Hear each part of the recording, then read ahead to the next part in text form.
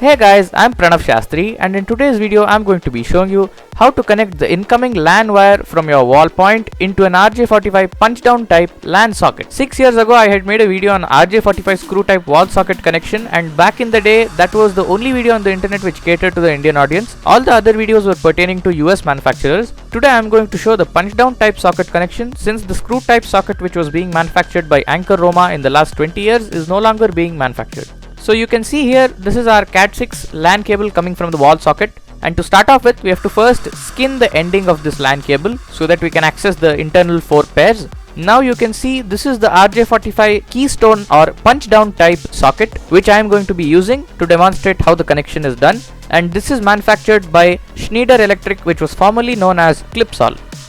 So after we have taken out the safety back cap of the socket, let us understand a bit of theory of the types of wiring standards used. First one is T568A type and the second one is T568B type. We are blindly going to go with T568B type because this type of network termination is used for all types of computers, modems, gateways, routers, switches, hubs, etc. The T568A type connection is used because it gives backward compatibility to 1 pair and 2 pair wiring, which was done under the Universal Service Ordering Code scheme, which is none of our business and what we don't have to break our head about. So to proceed, we are going to untwist all the cables and separate out all the 8 wires so that we can individually punch all of them down. So as you can see, this is our LAN socket and the incoming LAN wire from which we have separated out all the internal 8 wires. And now to connect the wires, you can see that for the upper section of the socket we have 2 rows. We have to look at the row which is labeled B, and you can see the B row goes in the following order, the wire ordering from left to right: blue, white, blue, green, green, white. So that is the ordering what we have to follow for the upper 4 pins of the socket, and on the lower 4 pins that are given on the socket we have to follow the B row again, and that you can see is brown, brown, white, white and orange. So in this way we have now positioned all the 8 wires in their respective slots. Now what we have to do next is take our punch down tool and push these wires into place so that the wire insulation peels off and the internal conductor is making contact with the socket pin.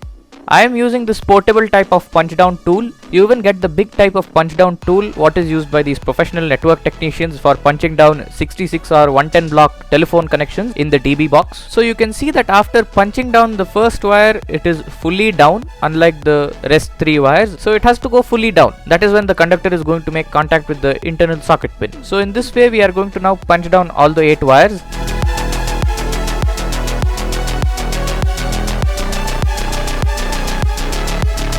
You can see that now the entire upper row has been punched down successfully. Now we're going to do the same thing for the bottom row as well. So now you can see that we have punched down all the 8 wires successfully, and all of them are making proper contact with the conductor. You can test this once by connecting a LAN cable to the port and just checking so that you don't have to open it up again after closing it to the wall. So for the sake of tidiness we are going to trim the excess wire which is popping out beyond the pin, and not only for the sake of cleanliness but so that those wires don't short internally amongst themselves. Now we are going to slightly hit and fit the rear protection plate which was given along with the socket.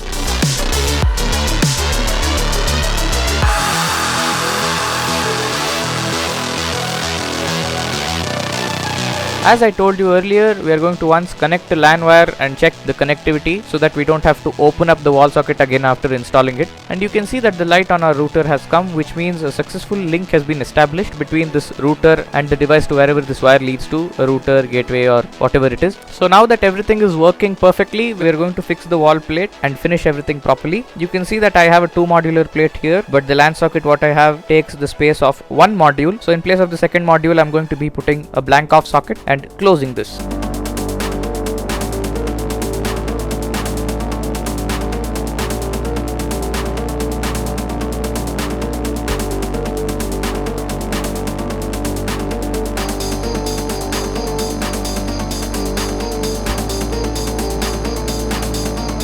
So in this way we have successfully installed our RJ45 LAN keystone type socket, and we have successfully commissioned it as well.